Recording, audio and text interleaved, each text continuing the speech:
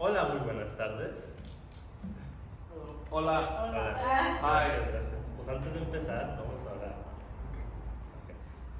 Querido Jesús, que estás en el cielo, gracias Señor por este día, por esta oportunidad que me das para compartir lo que he aprendido en este semestre. Bendícenos y con nuestros lentes y en Cristo Jesús. Amén. Amen. Ok, ¿quién sabe sobre la historia del cristianismo? Es una buena pregunta. Ok. ¿Sí? ¿No? ¿Qué saben? ¿Qué saben? Este es like a TED Talk. Martin Luther. Martín Lutero. Yeah. I like that. ¿Cuándo empezó eso? Like the 1800s? 1517. Ok, el origen de la reforma básicamente es cuando más o menos vamos a ver lo del cristianismo. ¿Qué es la reforma? ¿La han escuchado? ¿O es de la reforma protestante? La reforma protestante. Protestante. Es un movimiento que provocó la división de catolicismo y otras diversas iglesias en el siglo XVI. Básicamente, los antecedentes y los recursos de ese tiempo eran las malas prácticas y los abusos de la Iglesia Católica hacia su existente y nuevos miembros. Y también se conoce la Reforma por las 95 tesis que fueron grabadas en la iglesia de Wittenberg el 31 de octubre de 1517. ¿Saben quién fue uno de los primeros? Martin Luther. Martín Lutero. Antes yo decía Martin Luther King Jr., pero no. También pensaste lo mismo, ¿verdad? No, Martin Luther King Jr., pero Martín Lutero. Martin Luther. Martín Lutero era un sacerdote y él nació en Alemania. Él nació en una familia muy humilde, sus papás y su mamá eran bien trabajadores, pero desde chiquito sus padres le decían que estudiara porque era bueno para él. Y desde chiquito le encantó estudiar mucho la Biblia. Y estudiando la teología y lo que bajo la Iglesia Católica, un día fue a una librería y se encontró con una Biblia encadenada. Antes no tenían el acceso a la Biblia como lo tenemos hoy. Antes las Biblias nomás, la mayoría de las veces lo tenían el papá o los sacerdotes o parte del clero de la iglesia. Pero esta Biblia estaba encadenada en una librería. Entonces iba todos los días y la leía. Y al leerla, empezó a ver que lo que estaban enseñando en la iglesia católica a lo que estaba leyendo en la Biblia no concordaban bien. Entonces empezó a tener muchas luchas interiores. Muchos tenemos de esas, ¿verdad? Sí. ¿Qué es el bien y cuál es el mal? No va a hacer. Entonces, al leer lo que él está leyendo en la Biblia, dijo, oye, lo que me están enseñando como que no está bien. Él le causó mucha incomodidad. En ese tiempo, lo que estaba pasando, el papá estaba tratando de recordar fondos para la nueva catedral en San Pedro, pero en ese tiempo no tenían muchos fondos, no tenían mucho dinero. Entonces lo que hicieron indulgencias. Eran unos papelitos que no costaba nada hacer, que decía, págame esto y te quitamos tiempo en el purgatorio. ¿Saben qué es el purgatorio? Básicamente es el nivel cuando te mueres, llegas al purgatorio y pagas todos tus pecados con sufrimiento y no sé qué más. Y en ese tiempo creían que pagabas tus deudas de pecado las tenías que pagar por dinero. Entonces muchos pagaban mucho dinero para quitarles sus días del purgatorio, y también pagaban indulgencias para gente que ya se había muerto. Decían, mira, tu hermano está en el purgatorio ahorita, pero si me pagas $100, le quitamos 10 días, para que ya no esté sufriendo tanto. Entonces era lo que estaba pasando bajo la Iglesia Católica. Y a Martín no le gustó eso. Otra cosa que estaban haciendo durante ese tiempo era, se hacían sufrimientos, habían escaleras y las caminaban en rodillas, gateando hasta que sus rodillas sangraban, para como una forma de arrepentimiento. Se estaban haciendo mucho dolor entre sí. Pero por esto era la razón por que Martín Lutero quiso parar todo eso. Y es porque clavó las 95 tesis en la iglesia de Wittenberg. Y al hacer esto también se fueron, se escribieron muchas otras y se fueron a diferentes naciones. Entonces muchas otras iglesias también, muchas otras naciones leyeron todo lo que estaba diciendo Martín Lutero. Las autoridades católicas no les gustó esto, básicamente porque lo que está diciendo Martín era que no les pagaban las indulgencias al Papa. Entonces no estaban agarrando el dinero que querían. Entonces lo perseguían porque lo querían matar.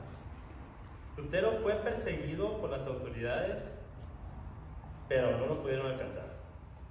Y se escapó. ¿Cómo se escapó Lutero? ¿Saben? No. Pues se escapó muchas veces. Pero, mire, Lutero se escapó después de la dieta de Worms, que fue la asamblea convocada por Carlos V para abordar las obras de Lutero. So, básicamente, ¿dónde? Oh. Básicamente, en Worms se hizo como un concilio. Fueron mucha gente ahí fueron a juzgar a Lutero por todo lo que él había escrito. Y Lutero es a donde presentó a todos y a muchos cristianos sobre lo que él estaba diciendo, que nosotros la única forma que nosotros somos salvos es por gracia y por nuestra fe, no por por el dolor que tenemos que hacer, por pagar indulgencias. Nuestra salvación es dada por gracia. Y muchos escucharon eso y fue un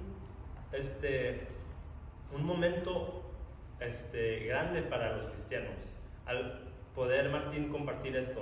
Pero al final del concilio lo condenaron a muerte y dijeron, o sea, esto no va bien con nosotros, y así quedó. Entonces, al querer agarrar a Lutero, los amigos de Lutero lo fueron a esconder y se lo llevaron al castillo de Wartburg, que es el castillo ahí. Ahí duró Martín Lutero escondido. Se le creció la barba, se dejó crecer el pelo para que nadie supiera cómo se veía, y ahí duró mucho tiempo escondido, y es donde él tradujo la Biblia, el Nuevo Testamento, al alemán. Y también él escribió ahí también mucho sobre lo que Dios le había puesto en su corazón.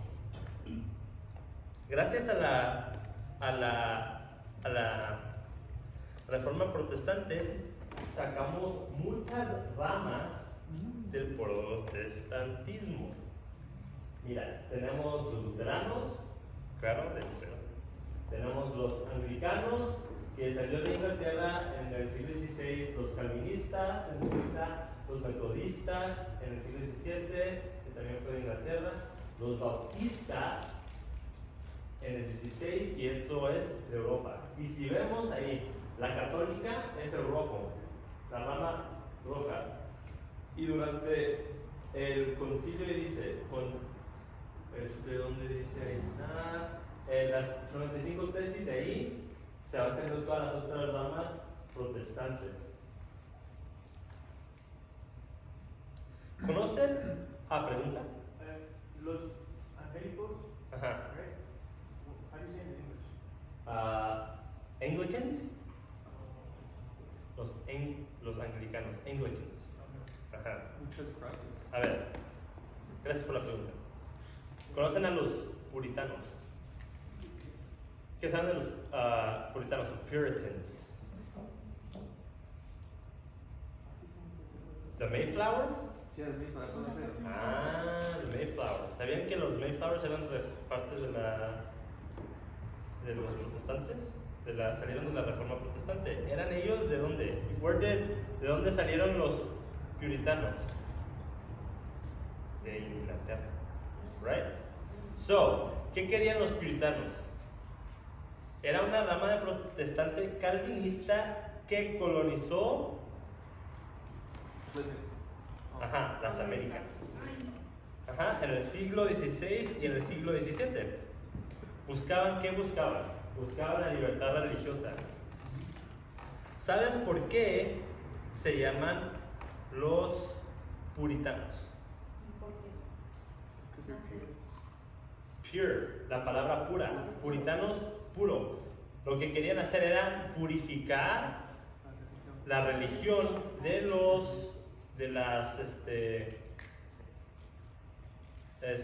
las cosas católicas que no querían, las tradiciones católicas, gracias. Querían purificar su religión de las tradiciones católicas que ellos no querían. Por eso se llamaban los puritanos. Ellos colonizaron la Nueva Inglaterra llamada Plymouth, Massachusetts, llegado por la Mayflower. De los puritanos salieron otras ramas protestantes también al llegar acá a Estados Unidos, a las Américas. Uno de ellos, los bautistas. También las ideas salieron muchos de Inglaterra, pero en las Américas, Roger Williams llegó en 1631 a Massachusetts, llegó allá a Plymouth, y ahí creó los bautistas, que se basaba en la libertad de conciencia. Entonces, la forma en que los puritanos estaban en sus iglesias en las Américas, controlaban mucho lo que pensaban la gente. O sea, no puedes hacer esto, no puedes pensar por ti mismo. Pero lo que Roger Williams quería es que cada quien pensara con su conciencia sobre lo que ellos sentían en su corazón. O sea, yo siento que Dios me está llamando a hacer esto, entonces lo voy a hacer en esa forma, sentimiento del corazón. Y al hacer eso, se salió de los Puritans y se fue a hacer su propia iglesia en Rhode Island, en Providence. Ahí es donde se quedó. Roger Williams empezó a hacer se empezó a comunicar mucho con los indios, porque al tener esa relación empezó a ver la espiritualidad que tenían los indios, y ha notado muchas de los indios indígenas de aquí tienen mucha espiritualidad, de los espíritus, todo eso. Él se metió mucho en ese rumbo con los indios, y al hacer eso, lo llevó a tener muchas ideas muy radicales, y las quiso meter pues empezó a salir de las ideas de los bautistas al empezarla, y al final llegó a ser un espiritualista, y se salió, y así quedó. Pero igual, de los bautistas surgieron los bautistas generales y los particulares. ¿Saben la diferencia? Qué bueno que no saben, por eso estoy aquí. Muy bien, ¿no? Ok, los bautistas generales. Ellos creen que la salvación es para todos en general. Ahora, los bautistas particulares creen que la salvación nomás es para gente predestinada. Entonces, es para una cierta cantidad de las personas. Al venirse a las Américas, muchos de los que estaban viniendo eran protestantes y estaban buscando, ¿qué buscaban? La libertad religiosa, ¿verdad? Y al hacer eso, también los católicos dijeron, mira, yo quiero también esa libertad religiosa. Entonces ellos también quisieron hacer su marca acá en las Américas, y lo hizo por Cecilio Calvert, o también Lord Baltimore. ¿Conocen ese nombre? ¿De dónde creen que él quiso empezar su iglesia? En Maryland. Pues ahí, ¿verdad? Por eso. Entonces, él hizo su libertad religiosa para los católicos ahí, pero como estaba rodeado de muchos de los protestantes y ellos no querían purificar todas las tradiciones católicas, no tuvo mucho éxito Cecilio Calvert a colonizar Maryland con el catolicismo.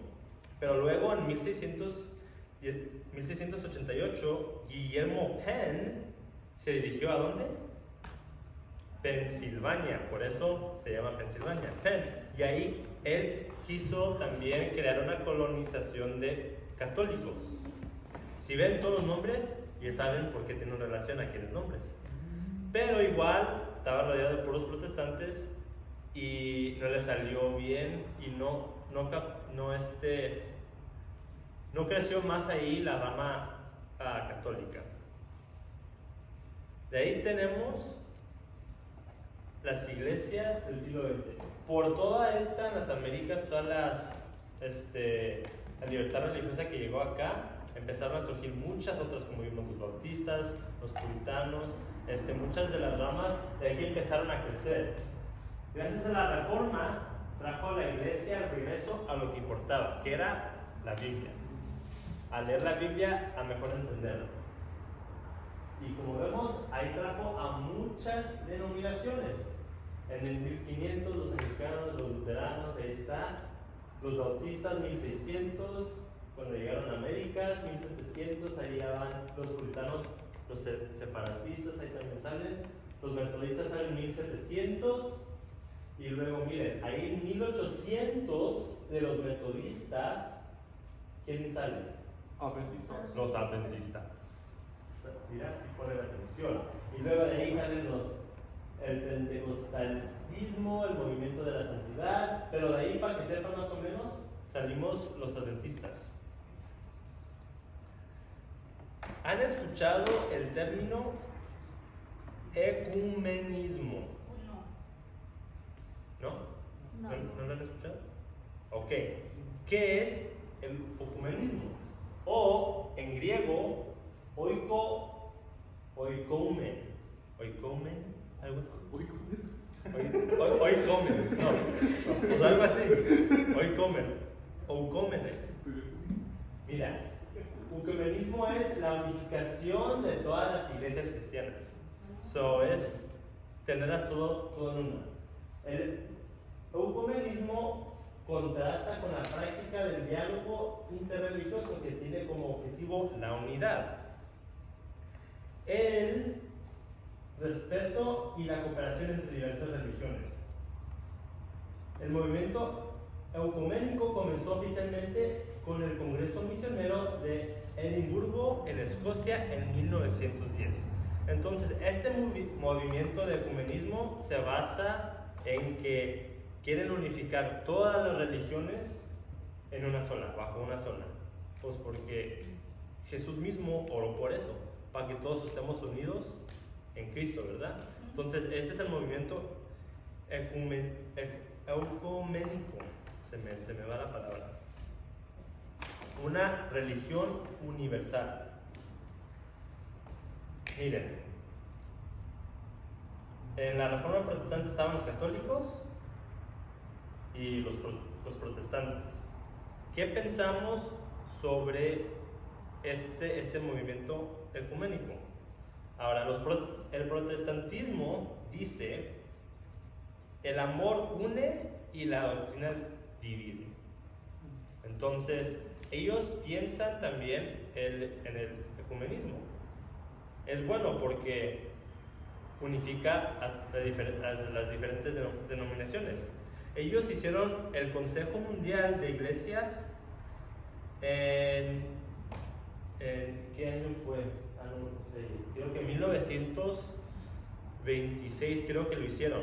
Y en su página ellos tienen 352 iglesias que están representadas en este movimiento y tienen más de 500 millones de cristianos. Entonces, tienen 352 iglesias bajo este congreso y hacen muchos movimientos. La misión es para unificar la religión. Ahí está, el CMI centra su labor en 3 áreas programáticas, que es la unidad, misión y relaciones ecuménicas, que es la unificación de las religiones, y el testimonio público y diacónico y formación, otra vez, de ecumenía. Entonces, el punto es, como toda la iglesia unificada, quieren hacer una diferencia. Pero, como sabemos, muchas de las doctrinas no concuerdan bien. Entonces, a veces está eso. Pero por eso, el título que tienen para todo es El amor une y la doctrina divide. Entonces, no le meten mucho énfasis en la doctrina, sino más en el amor, que básicamente era lo que Jesús también estaba tratando de hacer al venir. Él enseñaba amor a todos. Ahora, el catolicismo también tiene su idea del ecumenismo. Y muy interesantemente, la Iglesia Católica considera la separación de los ortodoxos y los protestantes como una herida profunda infligida a la Iglesia Católica, o a la Iglesia de Cristo, que básicamente es la Iglesia Católica para ellos, ¿verdad? Los que han estudiado Apocalipsis, la herida. La herida de la bestia. Básicamente, tenemos. No, pero esa es otra herida cuando secuestraron al Papa. Pero esta es una herida también que está en las profecías. La unificación de todas las iglesias cristianas bajo la Iglesia Católica. Esta es la idea que ellos tienen para también la unificación de todas las iglesias, pero bajo una sola iglesia, que es la Iglesia Católica. ¿Saben qué significa la palabra católica? No. Universal. Entonces, la Iglesia universal. La palabra católica en griego significa universal. Entonces, esta idea del catolicismo es una religión universal, pero la forma en que los católicos la están proponiendo es que están bajo Roma, básicamente. Entonces, el papá está a la cabeza y es, por decir, el que está al frente y va a dirigir todo. Él es el mero mero. Él hizo un decreto, el papá hizo un decreto conciliar sobre el ecumenismo en 1964, y ahí él dice que él quiere unificar todas las iglesias, que tenemos que quitar nuestro orgullo dentro de nuestros corazones y unificarnos a ellos, porque nuestro orgullo era lo que causó esa herida desde el principio. Entonces, muy interesantemente, hay un video que lo comenta Doug Batchelor de tratando de unificar la iglesia. Está Tony Palmer, es un bishop, y empieza a hablar y trata de unificar. Ponen un video del Pope Francis que hace una entrevista, o pues les manda un mensaje a una iglesia evangélica que están. Entonces lo que quieren hacer es unificar estas dos, las iglesias, la evangélica, que es parte de los protestantes, y luego la católica. Y muy interesantemente, el Papa Francisco usa la idea de José, la historia de José. ¿Conocen la historia de José? José era los hermanos y sus hermanos, básicamente. Fue vendido, ¿verdad? José fue vendido ¿a dónde? Para Egipto. Pero gracias a José, él en Egipto hizo grandes riquezas y pudo traer mucha comida para cuando hubo la sequía, ¿verdad? Y los hermanos de José, que tenían dinero, los que lo habían vendido, tenían dinero, tenían todo lo que necesitaban, básicamente, menos comida. Tenían que usar el dinero para comprar la comida. Entonces, el papá usa esta idea de que él, o la Iglesia Católica, es José, y los hermanos somos la Reforma Protestante. Entonces, vendimos a José, pero al final José llegó y abrazó a todos, he embraced them, y los aceptó con todos con amor, porque al final es el perdón. Entonces, en este video que está comentando Doug Basher, el Papa Francisco está diciendo, la Iglesia Católica somos José, ustedes nos sirvieron mucho durante la Reforma Protestante, pero igual que José, tenemos nuestros brazos abiertos para unificar todas las religiones y los vamos a dejar que regresen otra vez hacia nosotros. Really crazy, muy interesante. Y es también parte de la profecía. Cuando vi el video, o sea, I was like, what? Like, muy interesante. Ahorita, en el siglo XX, el Papa y los católicos y los ortodoxos ya han hablado juntos. Ahorita se está moviendo mucho esto del ecumenismo. Aquí tenemos una foto del Papa Francisco con los ortodoxos, que fueron unos partes de la Reforma Protestante. En esta junta que hicieron, el Papa Francisco mencionó Efesios 4:5, que dice un solo Señor, una sola fe, un solo bautismo. Entonces los ortodoxos creen mucho en el bautismo, right? Entonces dijo, si queremos unificar nuestras religiones, nosotros creemos en el bautismo, ¿verdad? Entonces, como dice este versículo, necesitamos tener un solo Señor y una sola fe. Entonces hay que unirnos y ya quedó. Entonces ustedes, como ortodoxos, únanse a la Iglesia Católica. También usó 1 Corintios 12:13, que dice, todos hemos sido bautizados por un solo espíritu en un solo cuerpo. Entonces aquí el Papa Francisco dijo, mira, ya que estamos todos bautizados bajo esta misma religión, vamos a ser unidos, unificados por un solo cuerpo, bajo la Iglesia Católica. Ahora, ¿ustedes qué creen que piensa la Iglesia Adventista sobre el ecumenismo? ¿Es malo? ¿Que no se puede? Ok. Pero también los protestantes están pensando lo mismo. Como vimos ahorita, que los protestantes tienen ese movimiento, tienen ese concilio de 352 iglesias que también creen en una sola religión. Entonces, ¿estamos en sí o en no? Pues vamos a ver. El adventismo, la Iglesia Adventista del Séptimo Día no rechaza por completo el movimiento ecuménico. Aquí tenemos al presidente de la Iglesia Adventista con el secretario de la United Nations, que es básicamente más o menos la misma forma. Se está metiendo la Iglesia Adventista en estas formas para ayudar y unificar también muchas de las otras religiones, ayudando para como ADRA, que vaya y ayuda a diferentes lugares cuando hay desastres, cosas así. Entonces, la iglesia más no rechaza por completo, pero tiene sus diferentes ideas.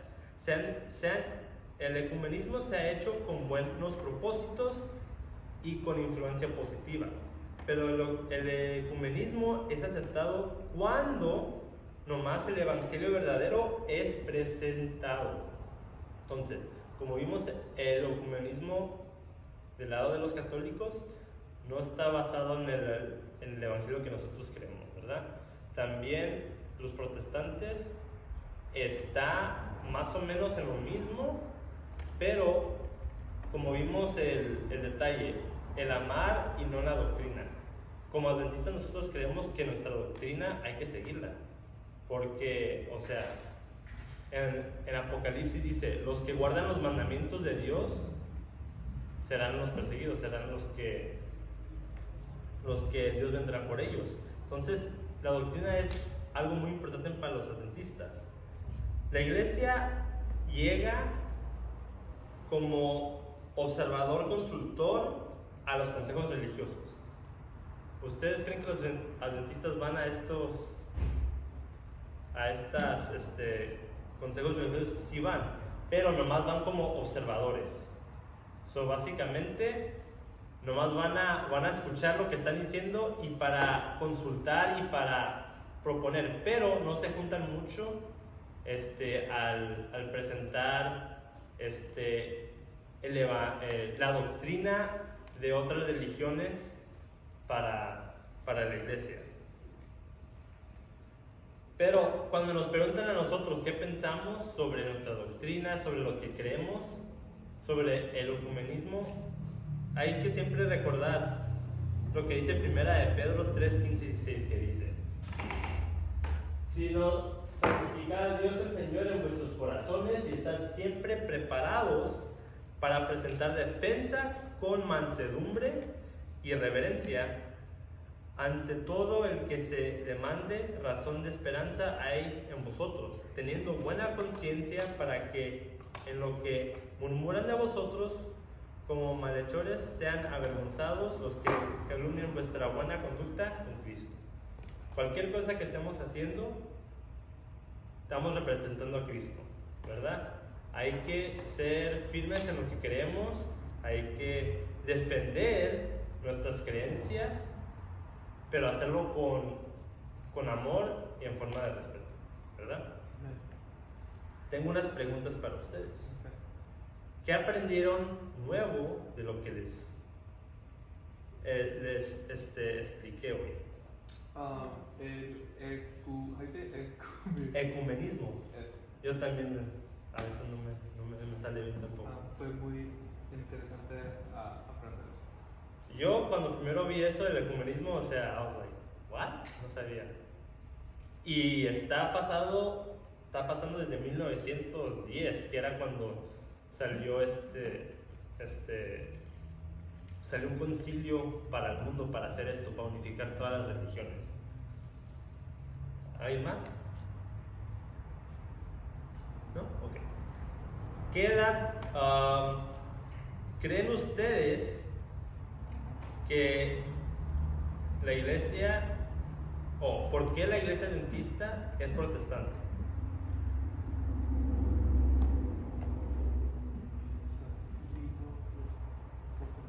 Porque salimos de los protestantes. Ajá. Pero básicamente porque no creemos lo que creen los católicos, ¿verdad? Las tradiciones. ¿Cuál era la diferencia entre los protestantes y los católicos? Las indulgencias. Lo que nuestra salvación es solo ¿por qué? Por gracia. No, por gracia. La salvación es dada por gracia y no hay nada que nosotros podamos hacer para comprar o para ganarnos la salvación. Ahora, ustedes, en su punto de ver, ¿están de acuerdo que la iglesia se una al movimiento ecuménico?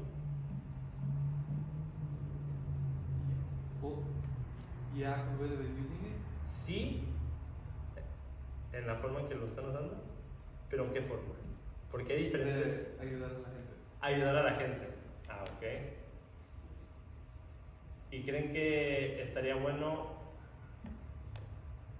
Porque al pensar eso, va a haber una religión, o ustedes creen que va a haber una religión mundial cuando venga Jesús, ¿verdad? Entonces, pues para mí básicamente lo que creemos es que si seguimos la doctrina, que es lo que dice la Biblia, que tiene que ver mucho lo que dicen los protestantes, que el amor unifica, pero la doctrina divide. Pero hay que tener las dos, porque si tenemos las dos se unen juntas. Nomás que a veces malinterpretamos las doctrinas y no tenemos la buena, un buen guía. Hay que pedir al Espíritu Santo por ayudar. ¿Por qué creen ustedes que es importante que hablemos sobre la historia del cristianismo?